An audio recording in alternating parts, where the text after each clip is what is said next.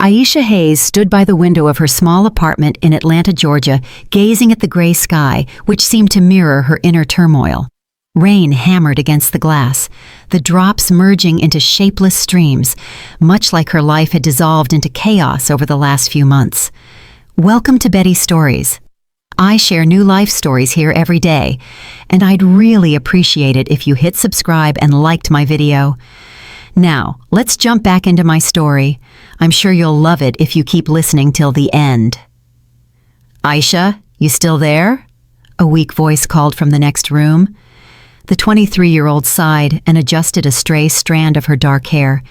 She had learned long ago how to hide her true emotions behind a smile, but today, even that familiar mask threatened to crumble. "Yes, Mom, I'm coming," she replied, trying to sound cheerful. Her mother's room smelled of medicine and stale air. Lena Hayes lay in bed, her once full face now drawn, her eyes dull with pain and constant exhaustion. The illness had been consuming her for almost a year, and the family had no money for proper treatment. "I brought you some tea." Aisha placed the cup on the bedside table and sat on the edge of the bed. "How are you feeling?" "Don't ask." Her mother tried to smile, but it was closer to a grimace. "Where's your father?" "Dad? He went to talk to those people." Lena closed her eyes, and a tear rolled down her cheek. "God, how did it come to this? I told Marcus not to take money from them. I told him." Aisha squeezed her mother's hand. She remembered that day 3 months ago when her father came home with a wad of bills, money for her mother's surgery, which they couldn't afford. It had seemed like salvation then, but the loan sharks were not the type to forgive debt. The apartment door burst open with a crash, making both women jump. Marcus Hayes stumbled into the room, and Aisha knew immediately that the conversation had not gone well. Her father's face was ashen, his hands shaking. "Dad, what did they say?" The man sank onto a chair and buried his face in his hands.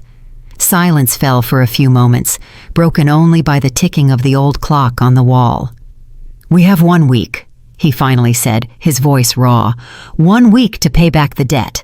Otherwise—" "Otherwise what?" Aisha whispered, though her heart already told her the news would be terrible. "They'll take the apartment, and that's not even the worst of it."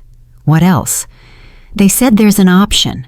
Marcus lifted his eyes to his daughter, eyes full of pain and shame. "Their boss is a wealthy man.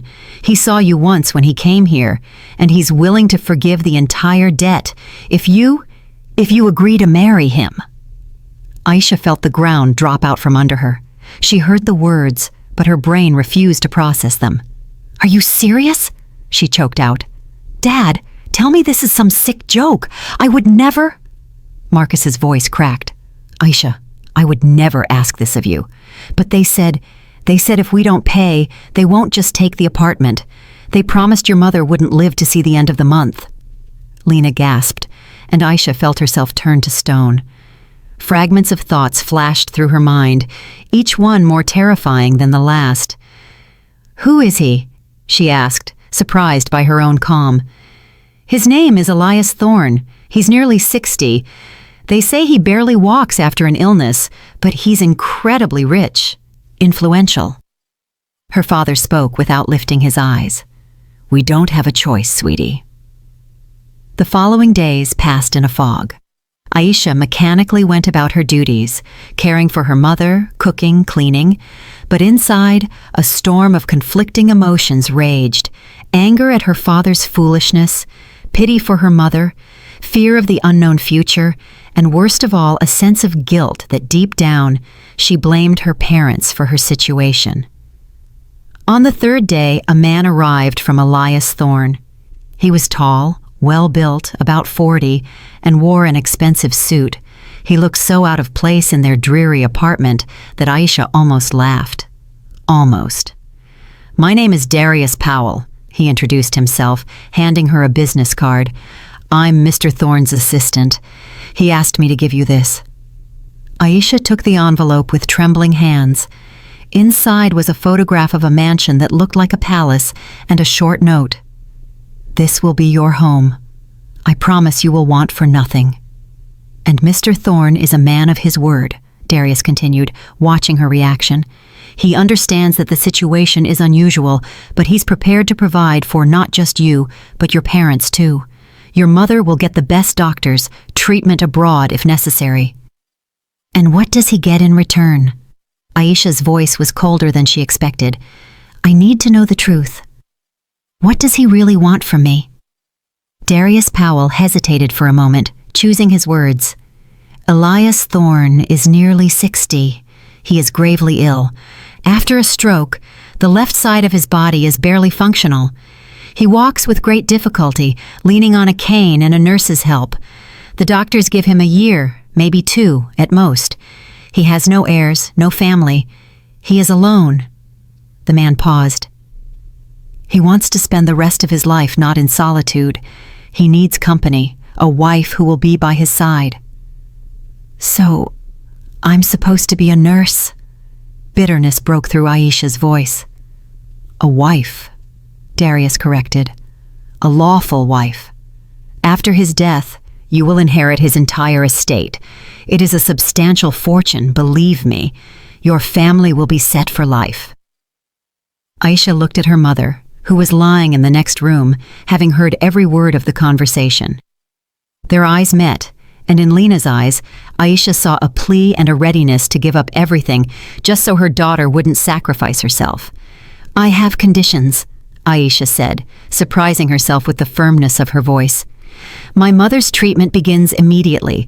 My father's debt is completely annulled today, and I want to meet him before the wedding, Mr. Thorne." "He prefers not to show himself before the wedding," Darius began, but Aisha cut him off. "Those are my conditions. Either I see him beforehand, or there's no deal." The assistant pulled out his phone and stepped toward the window, talking quietly to someone. Aisha heard fragments of phrases. "She insists." "I understand. Okay, I'll tell her." Finally, he returned. "Mr. Thorne agrees. Tomorrow at 3 o'clock in the afternoon, a car will pick you up and take you to the estate." He handed her another envelope, this one thick. "This is an advance for your mother's treatment. You'll receive the rest after the marriage registration." When Darius left, Aisha opened the envelope. Inside was more money than she had ever seen in her life. Her father, who peered over her shoulder, turned pale. "God, Aisha, maybe we shouldn't? We'll figure something out." "No, Dad," the girl said firmly. "We won't figure something out. We've run out of options. Tomorrow I'll go and look at this man, and then I'll decide." Aisha couldn't sleep that night. She lay staring at the ceiling, thinking about how quickly life could change. Just a month ago, she was an ordinary girl with ordinary dreams, finding a good job, meeting a nice person, starting a family. Now, she was preparing to sell herself to save her parents. A black sedan arrived exactly at 3 o'clock. Aisha put on her best dress, a simple dark burgundy one she had saved for special occasions. The irony of the situation did not escape her. She was dressing up to meet the man who had essentially bought her. Her mother cried as she saw her off, while her father stood apart, unable to meet her eyes. Aisha hugged Lena and whispered, "It's going to be okay, Mom. I promise." It was a lie, and they both knew it. The drive to the estate took about an hour. The car drove outside the city limits, winding along narrow roads between fields and groves until it turned into tall gates with gilded flourishes. Beyond the gates, the grounds opened up, more like a park than a yard, with perfectly manicured lawns, fountains, and avenues of old trees. And in the center of all this splendor stood the mansion, a 3-story building with columns and balconies that took her breath away. Darius Powell met her at the entrance. "Welcome," he said with a strained smile. "Mr. Thorne is waiting for you in the library. Please, follow me." Inside, the mansion was even more impressive. Marble floors, crystal chandeliers, paintings in gilded frames on the walls. Aisha felt as though she had stepped into a museum. Their footsteps echoed in the spacious corridors. The library was on the 2nd floor. Darius opened the massive oak door and stepped aside, letting Aisha enter first. The room was huge, with walls lined floor to ceiling with books. Near the window, seated in a chair with his back to the door, sat a man. Aisha could only see his silhouette, broad shoulders, and gray hair. "Mr. Thorne, your guest," the assistant announced and left, closing the door behind him. A heavy, oppressive silence fell. The man did not turn, and Aisha didn't know what to do, approach or wait. Finally, she took a few steps forward. "Hello." Her voice was quieter than she intended. "Come closer," a deep voice commanded. "I want to see you." Aisha slowly walked around the chair and stopped. Before her sat a man whose face was concealed by a strange half-mask that covered the upper part of his face and one eye. Only his chin, covered in gray stubble, and his thin lips were visible. His left arm lay lifelessly on the armrest, while his right hand rested on the pommel of a cane. "Don't be afraid," he smirked, noticing her reaction. "The stroke spared neither body nor face. The left side is paralyzed, the face is distorted. An unpleasant sight, I agree. That's why I wear this mask." Aisha swallowed. His voice was strong, inconsistent with the image of a frail patient. "Sit." He nodded toward a chair opposite him. "I imagine you have questions." "Why me?" Aisha blurted out, sitting down. "You have so much money. You could hire anyone by any company. Why force me to marry you?" Elias Thorne was silent for a few seconds, as if considering his answer. "Because you won't come to me out of greed," he finally said. "You aren't here because you want my money for yourself. You are here for your family. That speaks volumes about your character." He paused. "My whole life, I've been surrounded by people who wanted something from me. Money, connections, influence.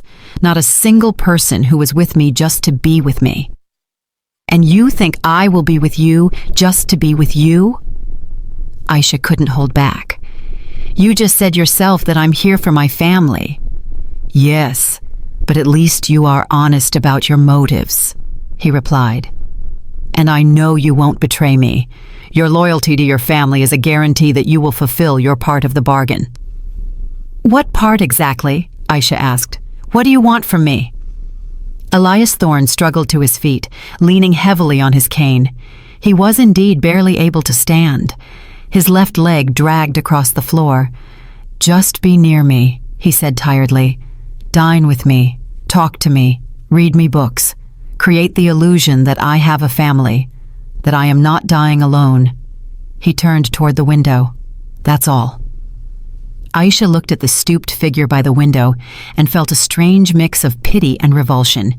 Pity because he was a dying, lonely man. Revulsion because he used his wealth to buy company without asking what she wanted. "And if I refuse?" she asked softly. "If I stand up right now and leave?"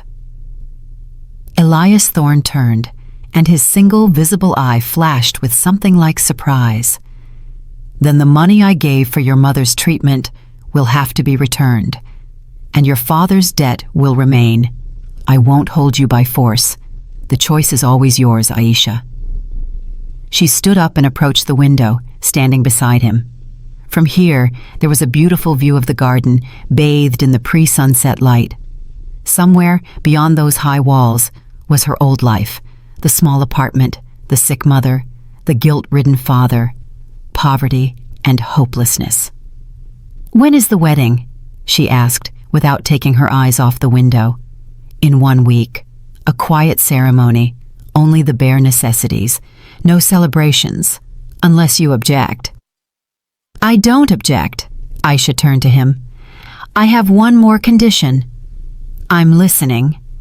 "I want to continue visiting my parents regularly, and I want them to be able to visit here when Mom feels better." Elias Thorne nodded. "Of course, this is your home now. You can invite anyone you wish." He took a few steps toward the door. Each step was a visible effort. "Darius will show you the rooms. You can choose anyone you like except mine. Your belongings will be brought tomorrow." "Wait," Aisha stopped him. "I haven't given a final yes yet." The man turned, and his lips curved into a semblance of a smile. "But you've already made your decision. I can see it." He opened the door. "Welcome to the golden cage, Aisha." When the door closed behind him, The girl sank back into the chair and covered her face with her hands. There were no tears. She had seemingly cried them all out in the last few days. Only emptiness and exhaustion remained. Darius Powell appeared about 10 minutes later and led her through the mansion. There were so many rooms that Aisha lost count. Living rooms, dining rooms, billiard rooms, a gym, a winter garden. The bedrooms were on the 3rd floor, an entire suite of rooms with high ceilings and huge windows. "This part of the estate is entirely at your disposal," the assistant explained. "Mr. Thorne occupies rooms on the 1st floor. It's difficult for him to use the stairs. You may choose any bedroom." Aisha stopped by a room in the corner of the building. The windows offered views of the garden on one side and the woods on the other. The room was bright and spacious, the furniture substantial but not ostentatious. "This one," she said. "An excellent choice," Darius approved. "Someone used to live here." He stumbled. "Never mind. Tomorrow, I'll arrange for your personal belongings to be brought here. And now, allow me to escort you to dinner. Mr. Thorne expects you in the small dining room at 7 o'clock. Left alone, Aisha walked to the window and leaned her forehead against the cool glass. Down below, a gardener was clipping hedges. A peaceful, ordinary scene. But inside Aisha, everything was churning. She remembered Elias Thorne's words about the golden cage, how accurately he had put it. Everything was here. Wealth, comfort, safety. Everything but freedom. At 7 o'clock that evening, she went down to the small dining room. The small room was the size of their entire apartment. A long table was set for 2 people at opposite ends. Elias Thorne was already seated in his place. The mask still concealed his face. "Please sit." He gestured to the seat opposite. Dinner passed in an oppressive silence. Aisha barely touched her food, though the dishes were exquisite. Elias Thorne ate slowly, awkwardly handling his fork with his right hand. "Tell me about yourself," he finally said. "What did you do? What do you like?" "I worked at the public library," Aisha replied shortly. "I love to read." "What kind of books?" "Classics. Dostoevsky, Tolstoy. I read modern fiction too." "We have a large library here," he noted. "You can take any book. I love to read too, but my sight is failing now. It would be pleasant if you would read to me aloud sometimes." Aisha nodded without meeting his eyes. After dinner, Aisha returned to her room and stood by the window for a long time, looking into the darkness. The stars in the sky seemed distant and cold, like her new life. She tried to imagine living here permanently, that this was her home, but the thought wouldn't settle in her mind. In the morning, she was awakened by a knock on the door. A woman in her 50s, wearing a strict gray dress, stood on the threshold. "Good morning," she said with a slight accent. "My name is Esther. I am the housekeeper. Mr. Thorne asked me to tell you that breakfast is served at 8. Your belongings have been delivered. I arranged for them to be placed in the dressing room." Aisha walked into the dressing room and stopped at the threshold. Her modest suitcase of clothes was lost among the new dresses, suits, and shoes. Everything was expensive, high quality, clearly chosen to fit her size. "Where did this come from?" she asked, bewildered. "Mr. Thorne arranged it," Esther shrugged. "He said a wife should look the part. If anything doesn't fit, tell me and we'll exchange it."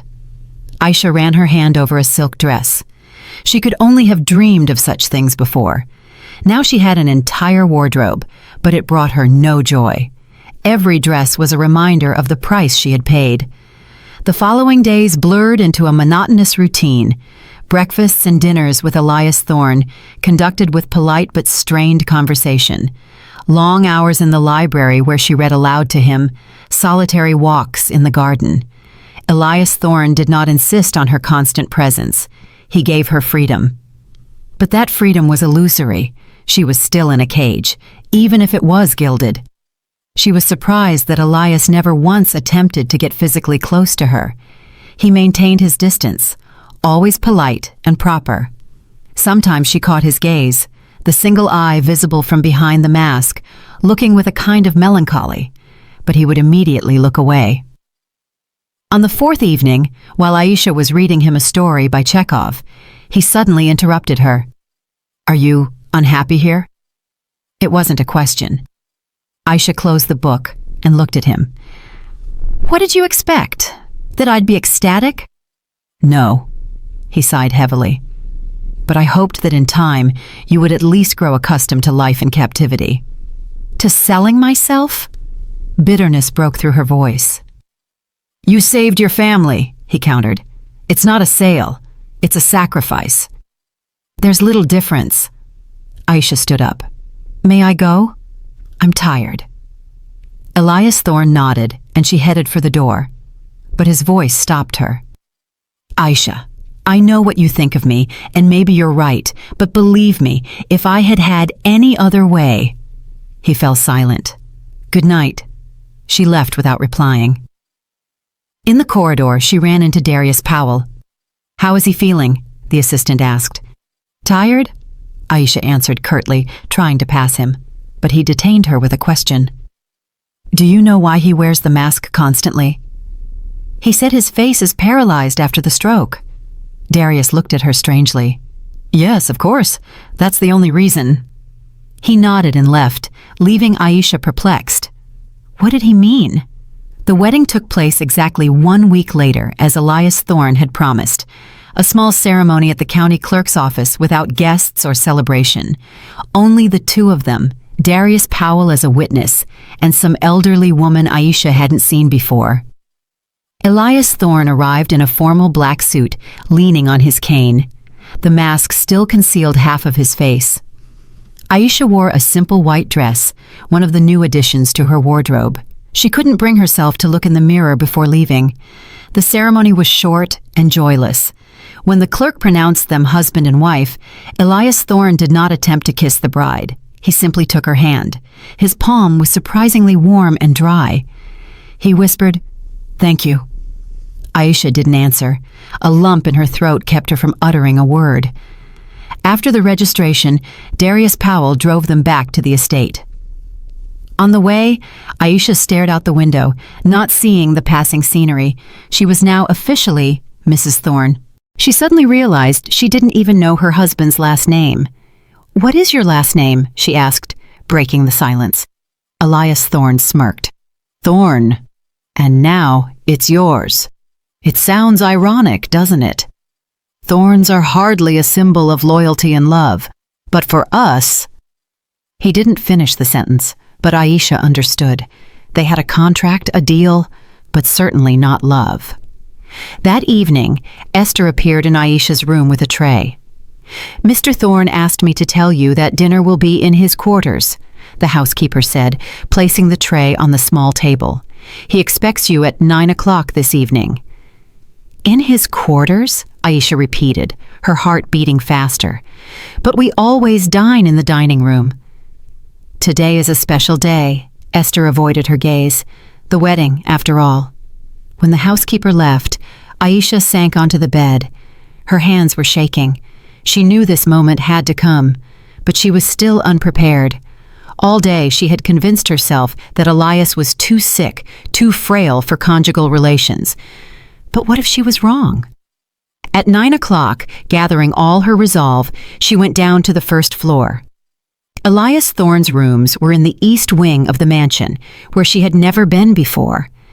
The corridor was dimly lit. Shadows danced on the walls. She knocked on the massive door. "Come in," his voice called out. The room was unexpectedly modest. A large bed with a dark coverlet, a few armchairs, bookshelves, a lit fireplace. A small table was set for dinner for two, with candles, wine, and exquisite dishes. Elias Thorne stood by the fireplace, still wearing his mask. He turned as he heard her steps.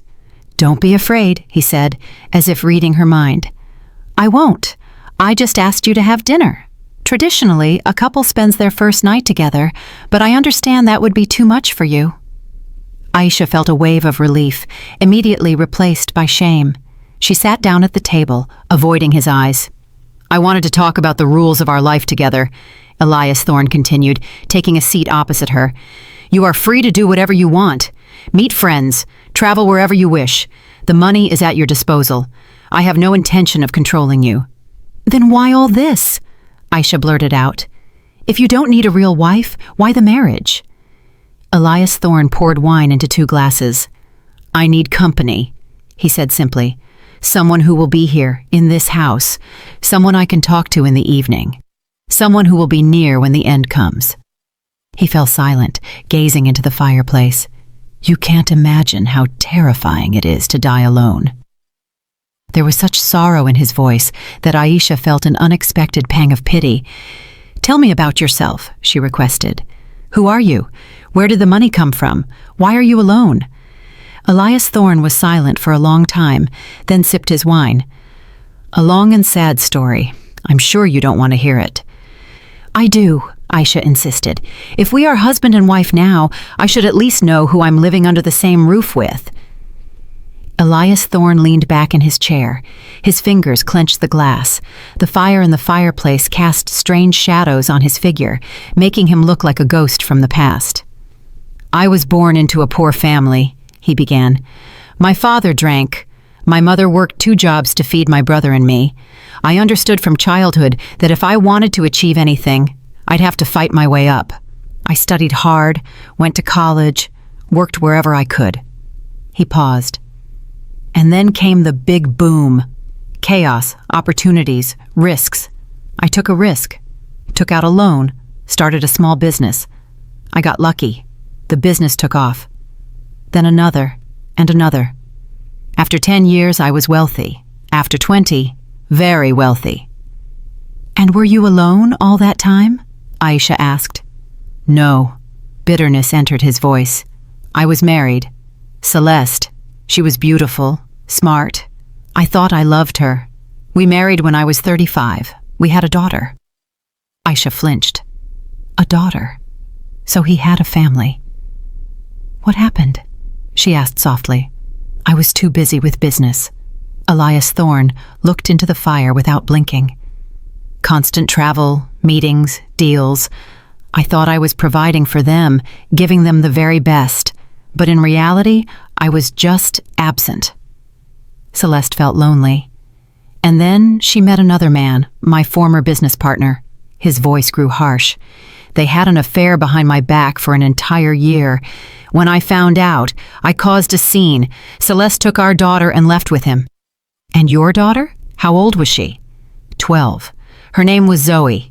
He clenched his fist. I tried to fight for her, but my wife turned the child against me.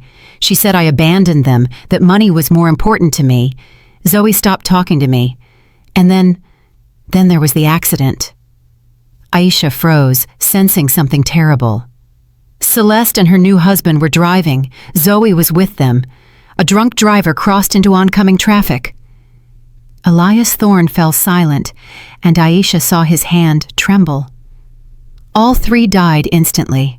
Zoe was 16. I am so sorry, Aisha whispered, and for the first time her sympathy was genuine. After that, I shut everyone out. Elias Thorne continued. I immersed myself in work even more. I built this estate. I thought I would create some kind of family nest here, where I could bring my grandchildren someday. Foolish, right? He smiled bitterly. And then the stroke happened. The doctor said, stress, overwork, age. I found myself chained to this trap of a body, half of which doesn't work. Aisha looked at him, and something shifted inside her. This wasn't just a rich old man who bought a young wife. This was a broken man who had lost everything that mattered. That's why you wear the mask, she said. Not just because of the paralysis. Elias Thorne nodded. I don't want to see pity in people's eyes. It's enough that I see it in the mirror every morning. They sat in silence, broken only by the crackling of wood in the fireplace. Aisha pondered what she had heard. Her own pain hadn't vanished, but now she understood that Elias was suffering too. The room I chose, she said suddenly. Darius Powell started to say someone lived there before. Was it Zoe? Elias Thorne flinched, as if struck. Yes, he managed. I furnished it, prepared it for my daughter's arrival, hoping she would visit me someday, but she never came. After her death, I ordered the room closed. No one entered it for almost 7 years. Should I choose another one? Aisha offered. No, he answered sharply. On the contrary, let there be life in that room again. Let it not stand as an empty mausoleum. He stood up, leaning heavily on his cane. It's late. You should go rest. Aisha stood but lingered at the door. Mr. Thorne, thank you for telling me. I truly am sorry. It's all in the past. He waved her off, but she could see how tense his shoulders were. Good night, Aisha. Aisha went up to her room and couldn't sleep for a long time. Elias Thorne's story haunted her. She imagined the small Zoe, who lived within these walls only in her father's dreams, the girl who never knew she had a home waiting for her return. In the morning, Aisha woke up to the sound of rain. Gray drops drummed against the glass, turning the garden outside into a blurry watercolor. She got dressed and went down to breakfast, but Elias was not at the table. He's not feeling well, Esther explained, pouring her coffee. The doctor is with him now. He said he should feel better by lunchtime. Is it serious? Aisha asked, surprised by her own concern. An exacerbation. It happens after stress or overexertion. The housekeeper shook her head. Yesterday was hard for him. The wedding, talking about the past. Aisha felt a pang of guilt. Can I visit him? Esther raised her eyebrows in surprise. Of course. You're his wife now. Just wait until the doctor finishes his examination. Aisha spent the morning in the library trying to read, but her thoughts constantly returned to Elias. Around noon, Darius Powell appeared. Mr. Thorne asks you to come in, if you don't mind. She followed him to her husband's quarters. Elias Thorne was lying in bed, pale, but he still hadn't removed the mask. Seeing Aisha, he tried to raise himself, but she gestured for him to stay. Lie still. How do you feel? I'll live. He smiled faintly. I'm sorry I ruined your first day of marriage. Nonsense. Aisha pulled a chair closer to the bed and sat down. You need to rest. Maybe I should read something to you? Elias looked at her in surprise. You don't have to. I know, but I want to. She picked up the book on the bedside table, a collection of Chekhov's short stories, and began to read. Her voice was calm and melodious, filling the room. Elias Thorne closed his eyes, and for the first time in days, the expression on his face became peaceful. She read for about an hour. When she finished the story, she saw that Elias was asleep. She quietly stood up, preparing to leave, but his voice stopped her. Don't go, please. Aisha turned around. He hadn't opened his eyes, but his hand was slightly outstretched toward her. Just sit here. I feel better when you're near. She returned to the chair and they sat in silence. The rain outside grew heavier, turning into a downpour. The fire crackled in the fireplace. And in that quiet, Aisha suddenly realized that she didn't feel as burdened as before. Something had changed after yesterday's conversation. That evening, when Elias was better, they dined together in his room. He ate little, but was in a better mood. Your mother, he said between courses. Darius arranged it with the clinic. She'll be brought in for a full diagnostic exam the day after tomorrow. The best specialists. Thank you. Aisha felt tears welling up. You can't imagine how much this means to me. I can imagine. He took a glass of water. Family is the most precious thing. I realized that too late. But you still have time. You have your whole life ahead of you. You do too, Aisha countered. Doctors can be wrong.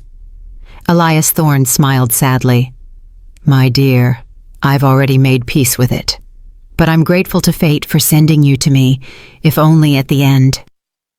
They stayed up late together, talking about everything and nothing. Elias shared stories from his youth, and Aisha spoke about the library where she worked and the books she loved, and with every passing minute, the wall between them grew thinner. When Aisha returned to her room, it was past midnight. She lay in bed and closed her eyes, but sleep wouldn't come. Elias Thorne's voice echoed in her head. I feel better when you're near. Such a simple phrase, yet so full of loneliness. Then she heard a scream. Aisha sprang out of bed and without hesitation rushed down the stairs. The cry came from Elias's quarters, desperate, full of pain. She flung the door open and froze on the threshold. Elias Thorne was lying on the floor near the bed, curled up in agony. The mask had slipped off to the side, revealing part of his face. His overturned cane lay beside him. "Mr. Thorne," Aisha rushed to him. "What happened?" "I fell," he forced out through clenched teeth. "I tried to get to the bathroom. My leg gave out." "Don't move." She grabbed the phone she saw on the nightstand and dialed the number saved under the name Darius. The assistant answered after the third ring, his voice groggy. "Come immediately and call a doctor. Mr. Thorne has fallen." While they waited, Aisha cautiously helped him sit up, leaning his back against the bed. Elias Thorne was breathing heavily, his face contorted with pain. The mask was now dangling from its cord, fully exposing his face. Aisha saw him completely for the first time. The left side was indeed paralyzed, the eyelid drooping, the corner of his mouth frozen in an unnatural position. But that wasn't what made her hold her breath. Even through the traces of illness, through the gray hair and wrinkles, she saw features that seemed vaguely familiar, something in the shape of his cheekbones, the line of his jaw, the set of his eyes. "Don't look."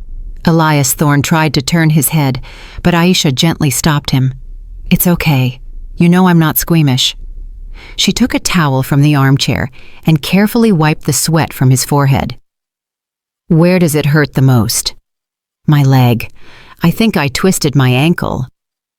10 minutes later, Darius Powell rushed in, followed by the doctor, an elderly man with gray temples and tired eyes. While the doctor examined Elias, Aisha stood aside but had no intention of leaving. "A sprain," the doctor confirmed, "a severe bruise. We need to immobilize it. Several days of bed rest are essential."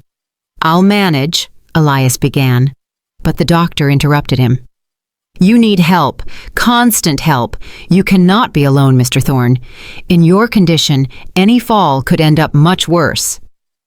"He has me," Aisha said, surprising even herself. "I'll take care of him."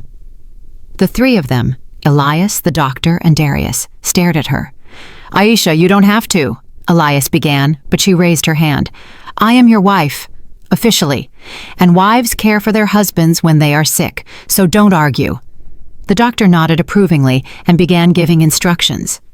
Aisha listened intently, memorizing every word. When the doctor and Darius Powell finally left, she helped Elias move onto the bed. "Why are you doing this?" he asked softly as she covered him with a blanket. "We both know this isn't a real marriage." Aisha sat on the edge of the bed. "Maybe it's not real in the usual sense, but you helped my family. You gave my mother a chance to live, and I can't just stand by when you're in pain." Elias Thorne looked at her for a long time, and something like tears shone in his visible eye. "You are amazing," he whispered. "Zoe would have been just as kind, just as compassionate." "Tell me about her," Aisha requested. "What was she like?" And Elias Thorne told her about the little girl with pigtails who adored reading fairy tales, about how she dreamed of becoming a doctor, about her laughter that sounded like bells.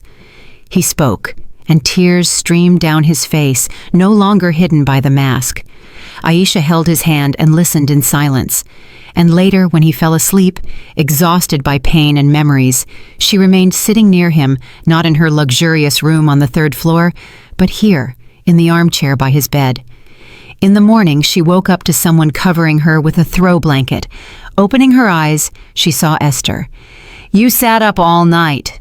The housekeeper shook her head. "Go wash up and change your clothes. I'll sit with him." But as soon as Aisha stood up, Elias opened his eyes. "You're here?" A sound of relief was in his voice. "I'm here," she nodded, "and I'm not going anywhere." The following days were hard. Aisha hardly left Elias's side, helping him with everything. She read him books, brought him meals, helped him move, and with each day, their bond grew stronger. A week passed since Elias's fall. Aisha had grown used to the new routine. She spent most of her time with him, and it no longer felt like an obligation. Elias turned out to be an unexpectedly interesting conversationalist. He had traveled widely, knew several languages, and understood art and literature. Behind his gruff millionaire mask was a highly educated and sensitive man. That day, Aisha was scheduled to visit her mother at the clinic. The examination showed that surgery was possible, and it was scheduled for the following week. Her mother looked better. Hope was working wonders. "How is he?" Lena Hayes asked when they were alone. "Your husband?" Aisha pondered the question. "He's not who I imagined. He's a good man, Mom, just very lonely and unhappy." "Do you love him?" her mother asked gently. "No," Aisha answered too quickly. I don't know. It's not love in the usual sense, but I'm not indifferent to what happens to him, and it's not hard for me to be near him anymore." Lena took her hand. "You know, Aisha, love comes in different ways. It doesn't always strike like lightning, like in the romances. Sometimes it grows slowly, from care, from understanding. Maybe what you feel is the beginning of something real." Returning to the estate that evening, Aisha found an unusual stir. An unfamiliar car was parked at the entrance, and in the hall she bumped into a tall man in his 50s wearing an expensive suit. "And you must be Elias's new wife," he said with an unpleasant smirk. "Well, I have to hand it to my brother. He always had excellent taste." Aisha stopped dead in her tracks. "Brother, excuse me, I didn't introduce myself." The man extended his hand. "Silas Thorne, Elias's younger brother, though I prefer to say the less fortunate one." Ill-concealed envy was in his voice. Aisha shook the extended hand coldly. "Mr. Thorne didn't mention you were coming." "He didn't know," Silas Thorne smirked. "I decided to pay my brother a visit. Found out about his hasty marriage and thought I had to congratulate him. Where is he, by the way? In his quarters? But he shouldn't be disturbed. He recently fell." I know, Silas interrupted. "Darius told me everything. His body is completely failing now, huh?" He walked past her toward the stairs. "Don't worry, I won't tire him out." Aisha wanted to stop him, but at that moment, Elias's voice called from his room. "Let him in, Aisha. He won't rest otherwise." Silas Thorne entered his brother's room, and Aisha remained in the corridor, but the door didn't close completely. She involuntarily overheard the conversation. "Well, well, brother," Silas's voice sounded mocking. "Completely gone downhill. Or is this another performance?" "What do you want, Silas?" Elias's voice was weary. "Can a relative just visit? I found out you married a girl young enough to be your granddaughter. Bought yourself a nurse." "Watch your language." "And what's wrong with that?" Silas laughed. "We both know the truth. You paid for her, like a possession. Just as you bought everything in your life, business, connections, even your first wife." "Celeste didn't marry me for money," Elias countered, but uncertainty was in his voice. "Keep telling yourself that, but we both know she didn't love you. And you know what's funny? Neither did Zoe. Your daughter hated you, Elias. She told me so." Silence fell. Aisha pressed her hand to her mouth to keep from crying out. You saw Zoe?" Elias's voice trembled. "Of course. Celeste called me after your breakup. We met. She wanted advice on how to handle you, and Zoe was with her. Sweet girl, too bad she died." There was not a shred of regret in Silas's voice. "But you know what she asked me? Why her father was so cold, why you were never there for her. She cried, Elias. Your daughter cried because of you." "Get out," Elias whispered. "Please, get out." "One more question, brother. Have you changed your will in favor of your young wife yet?" He paused. "Or does she still not know that the inheritance promised to her still needs to be formally arranged? I wonder what would happen if you didn't manage to do it. The old will in my name is still valid." Aisha froze. The will. It hadn't been changed yet. "I plan to rewrite it this week," Elias said. "I've already arranged it with the notary." "You plan to," Silas mimicked, "but you haven't rewritten it yet. And given your health, you might not make it. Think about that, and how your sweet little wife might be wasting her time on a dying old man." He walked out of the room and ran straight into Aisha in the corridor. He smirked. "Eavesdropping? It's fine.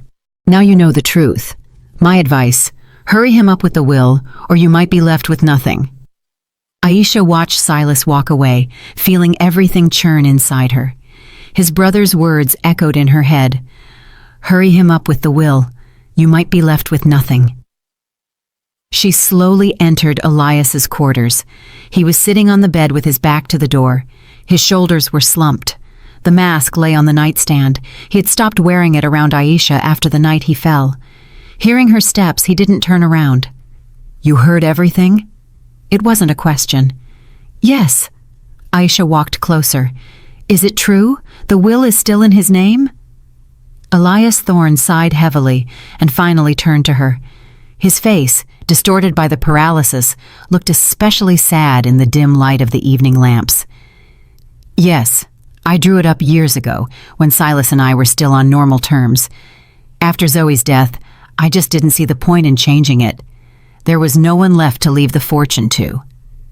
He looked at her. "When you agreed to marry me, I immediately told Darius to contact the notary. I wanted to transfer everything to you. Why didn't you do it? The notary was out of town. He won't return until the day after tomorrow. I was going to tell you, but..." He stopped. "I was afraid you'd think I was trying to buy your affection, that money was all I could offer." Aisha sat down on the stool next to the bed. Her thoughts were racing. Darius had promised her the inheritance even before the wedding. So Elias really had planned to change the will from the very beginning. But what if he didn't make it? What if something happened before the meeting with the notary? "What are you thinking about?" Elias Thorne asked softly. "I'm thinking Silas is right," she admitted. "I truly agreed to this marriage because of the money. Not for myself, but still because of money. That makes me no better than the people you call the buyers in your life." "No," Elias Thorne countered sharply. "You're not like that. Silas said those things intentionally to cause trouble between us. He is envious and greedy. He always has been. I helped him, gave him money for his business, bailed him out of debt. But he always wanted more. He wanted what I had, but he didn't want to work for it. He said you bought everything in life, even Celeste." Elias Thorne closed his eyes, and a grimace of pain crossed his face. "Maybe he's right. Maybe I really did think money solved everything. I showered Celeste with gifts, bought her a huge house, an expensive car. I thought that was love, giving a person everything they wanted. But I forgot the most important thing, to give her myself, my time, my attention." He opened his eyes and looked at Aisha. "With you, I don't want to repeat that mistake. I don't want only money between us." "But we already had a deal." Aisha felt her voice tremble. "You bought me. You paid for my company. Isn't that the same thing?" "At first, yes," Elias admitted. "But now, Aisha, tell me honestly. When you sat by my bed the night I fell, when you read me books, cared for me this past week, did you do it only because I paid for your mother's treatment? Or was there something else?" Aisha remained silent. She didn't know what to answer because she didn't fully understand her own feelings. When she cared for Elias, it wasn't a burden. Moreover, she worried about him. She was concerned when he was unwell. But was it love or simply pity for a lonely, sick man? "I don't know," she finally admitted. "I truly care about what happens to you, but I can't say I love you. That would be a lie. I'm not asking for love." Elias Thorne reached out and gently covered her hand with his. "I'm just asking you not to leave, to stay with me until the end. And not because of the money, not because of the will, but simply because I feel better when you're near." Aisha looked at their joined hands. His palm was warm. His fingers gently squeezed her hand. And in that touch, there was nothing demanding, nothing insistent, only a request and hope. "All right," she whispered. "I'll stay." They sat like that for several minutes in silence. Then Aisha cautiously withdrew her hand. "You need to rest. and I need to think." She left the room and went up to her own. All night, she couldn't sleep, tossing and turning, replaying the conversation with Elias and Silas's words in her head. By morning, she had made a decision. At breakfast, she told Elias, "I want you not to change the will." He dropped the fork he was about to use to eat his omelet. "What?" "Don't change the will in my name," Aisha repeated firmly. "I don't want money hanging between us. I don't want to think about the inheritance every time you feel unwell. And I don't want you to think I'm only here for that reason." "Aisha, this is insane." Elias Thorne shook his head. "You married me on the condition that you would receive security." "I can't." "You can," Aisha interrupted him. "You owe me nothing. Mom is already receiving treatment. Dad's debt is closed. That's enough. The rest is only if I truly deserve it. Not as a contract wife, but as—" She paused, searching for words. "As someone you genuinely held dear." Elias Thorne looked at her for a long time, and tears glistened in his visible eye. "You are amazing," he whispered. "Absolutely amazing. I just don't want to live with the thought that I'm waiting for you to die for money," Aisha confessed. "What you've already done for my family is enough. And if you still want to leave me something, only do it when you are certain I deserve it, not before." Darius Powell appeared in the doorway. "Mr. Thorne, the notary became available sooner. He can come this evening if that's convenient for you." Elias and Aisha exchanged glances.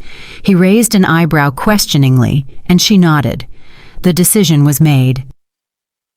"Tell him I've changed my mind," Elias Thorne told the assistant. "I won't be changing the will." Darius Powell looked at both of them in surprise, but remained silent, just nodding and leaving. The following days passed in a strange tension. Aisha felt that her decision to refuse the will had changed something between her and Elias. He looked at her differently, with a kind of reverence and tenderness that hadn't been there before, and she herself found herself missing him more often when he wasn't around. Her mother's surgery was successful. Aisha spent the entire day at the clinic holding her father's hand, who was beside himself with worry. When the surgeon came out of the operating room and reported that everything went well, Marcus Hayes burst into tears, and Aisha felt the weight that had been crushing her for months finally lift from her shoulders. That evening, she returned to the estate, tired but happy. Elias Thorne was waiting for her in the library, and when she shared the news, he truly smiled, despite his distorted face. "I'm happy, Aisha. Very happy for you and your family. It's all thanks to you." She sat down next to his armchair. "If it weren't for you, Mom wouldn't have lived to see the surgery." "Then I did at least one thing right in this life." He took her hand in his. "You know, I've been thinking about what you said about the will, and I want you to know, I'll still take care of you. Maybe not through the will, but there are other ways. A trust fund, for example. Silas won't be able to contest that." "Mr. Thorne, please." He squeezed her hand. "Allow me to do this, not because you're my contract wife, but because you've become dear to me, very dear. And I cannot allow you to be left with nothing after my death while Silas swims in money." Aisha looked into his eyes and saw such sincerity that she couldn't refuse. "All right, but only a reasonable amount, not the entire fortune. Deal?" Elias Thorne sighed with relief. They sat in the library late into the evening, talking about books, about life, about dreams. Elias spoke of the places he had been, the countries he wished he could show Aisha if his health allowed. She listened, imagining those journeys, and sadly realized they would never happen. "What are you thinking about?" Elias Thorne asked, noticing her sad gaze. "I'm thinking it's unfair. You know so much. You've seen so much. And now you're confined to this house, this chair." She paused. "You dreamed of showing me the world, but we both know that's impossible. Not everything is lost." Elias Thorne smiled unexpectedly. "I have an idea, but it's a surprise. You'll find out tomorrow." The next morning, Aisha woke up to a knock on the door. Esther brought a tray with breakfast and smiled mysteriously. "Mr. Thorne asked me to tell you to dress warmly and come down to the main entrance at 10 o'clock. "What's happening?" Aisha asked, intrigued. "You'll see." The housekeeper only smiled enigmatically. Exactly at 10 o'clock, Aisha went downstairs. Elias Thorne was waiting for her at the entrance, dressed in a warm coat and leaning on his cane. Darius Powell stood nearby. "We're going for a ride," Elias announced. "I want to show you a place." They got into the car, a spacious SUV with comfortable seats, and drove off. The journey took about an hour. Aisha watched the scenery pass by the window. Fields, groves, small towns. Elias was silent, but a smile played on his face. Finally, they pulled up to a small lake surrounded by woods. The shore was scattered with colorful autumn leaves. The water was calm and clear, reflecting the sky. Right by the water stood a wooden gazebo with a view of the lake. "This is my favorite spot," Elias said when they got out of the car. Darius helped him reach the gazebo. "I bought this land years ago. I wanted to build a house here, but I never got around to it. And then the stroke happened, and I decided I wouldn't return here. Too far, too difficult with my health." "So, why did we come?" Aisha asked, sitting down next to him on the bench in the gazebo. "Because I realized, if not now, then never." Elias Thorne looked at the lake. "I can't show you Paris or Rome.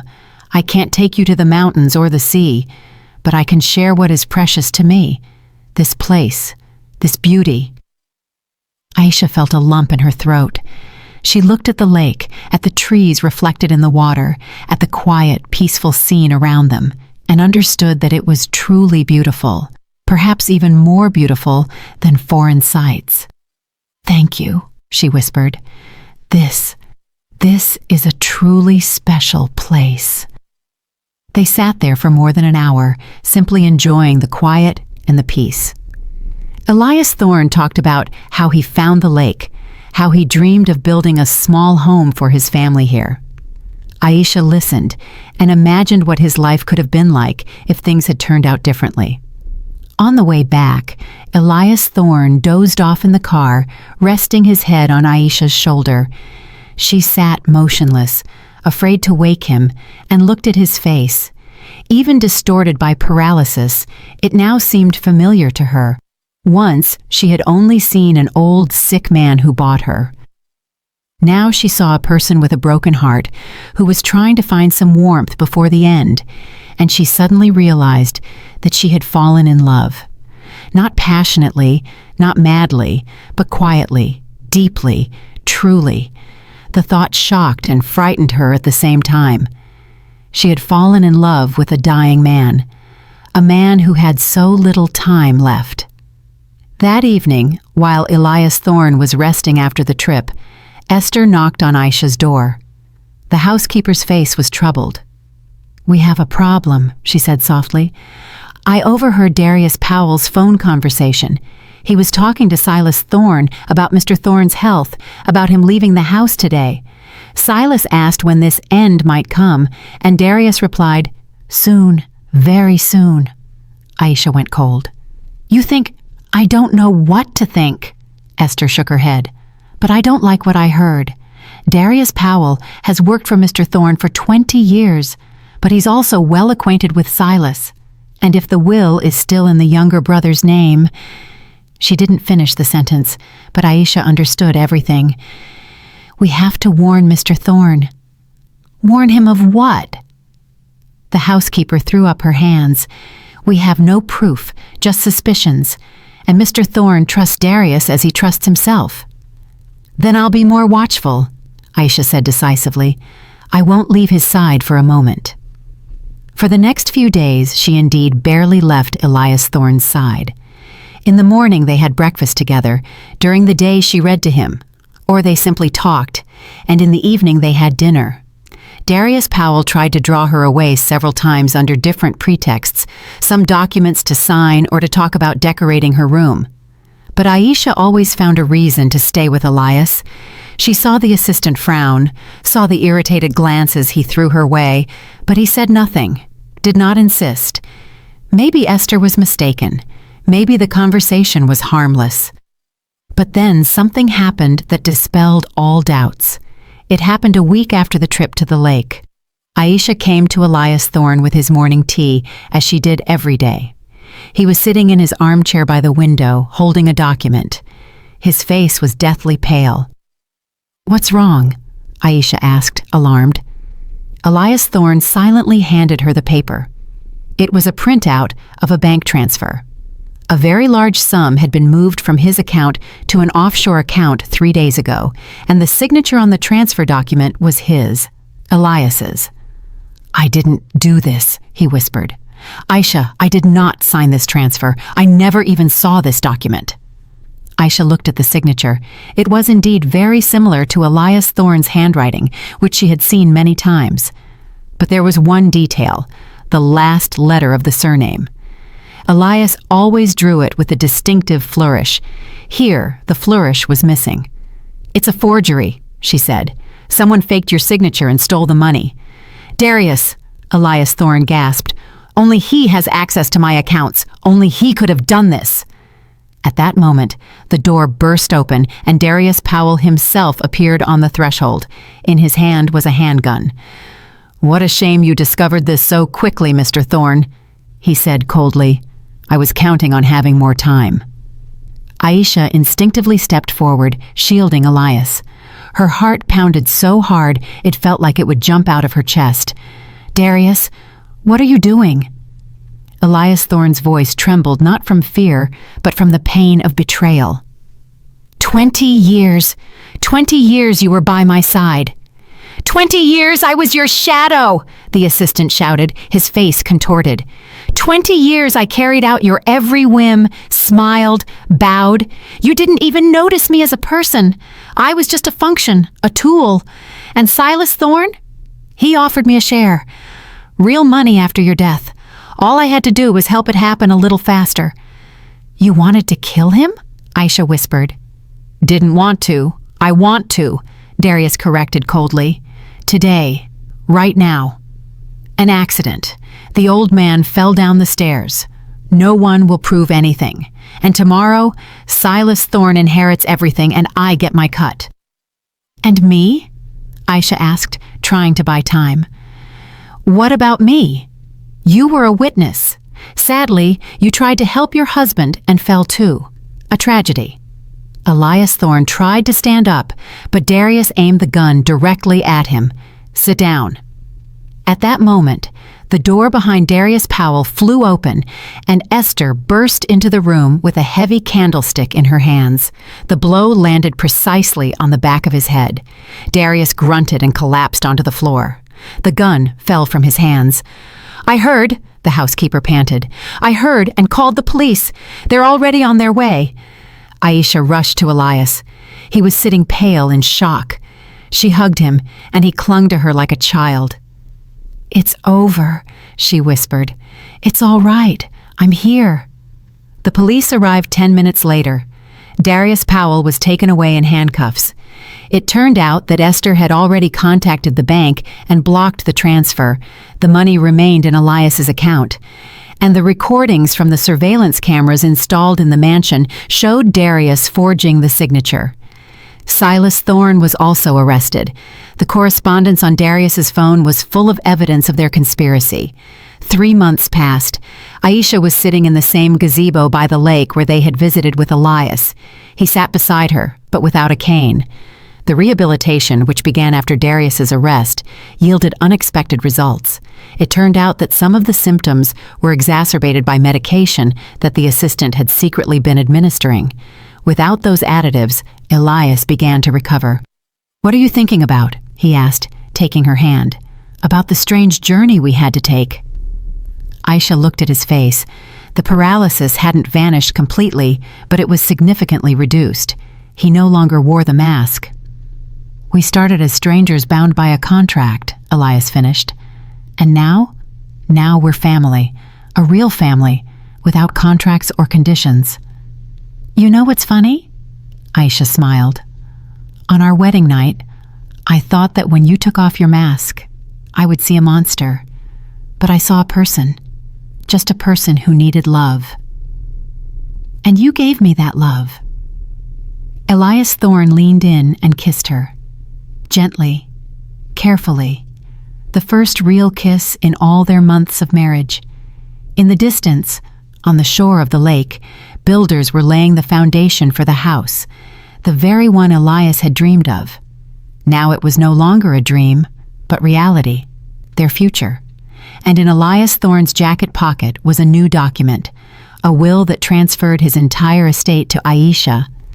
Not because she was his contract wife, but because she had saved his life and, more importantly, given him love. I'm really glad you're here and that I could share my story with you. If you liked it, show me by liking the video and subscribing to my channel. Let's see how many of us there are. Write in the comments which city you're watching from and what time it is. I'm so curious to know where all you wonderful people are tuning in from. If you want to support me a little extra, you can also send a small donation. I share new life stories for you every single day. And now, 2 of my most popular stories will pop up on the screen so you can choose what to watch next.